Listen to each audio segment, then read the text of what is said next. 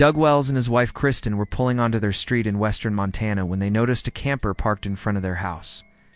Neither of them recognized the camper. Doug got out and walked over and looked inside to see if anyone was in there. There was a man sleeping in the front seat, and they decided that this man must have just randomly parked in front of their house the next day he would leave. The couple went inside their house. Doug rounded up music, all the trash, and when he went outside, standing in his front lawn is the same guy who was just sleeping inside of the camper. Doug yells out to this guy, "What are you doing here?" "Ain't here." The man put his hands up and said his name was Wayne Nance, and he actually worked with Doug's wife, Kristen, at the furniture store in town. He happened to be driving down their street earlier that day. He spotted someone standing outside one of their windows looking in their house, and he knew it was Kristen's house. Oh. It looked like nobody was home. So he decided he would just park out front and try to scare off this person, but by the time Kristen got back, he had fallen asleep. He asked Wayne, "Did you see this guy again?" after that first time he saw him, and Wayne said no, he hadn't.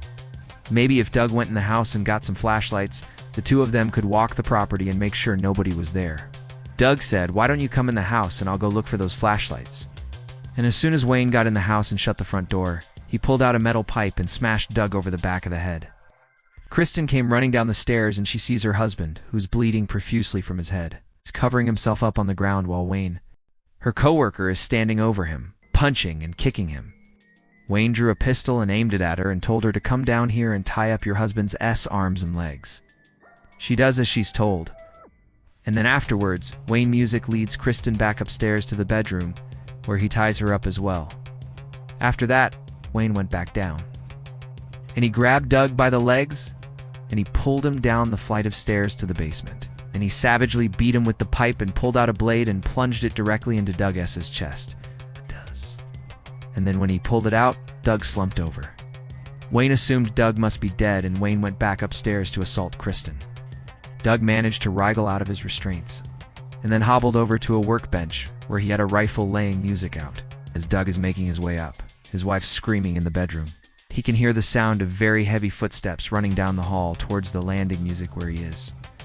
Doug positioned himself in the stairwell, took aim chest height with his rifle, and he waited for their attacker to show himself.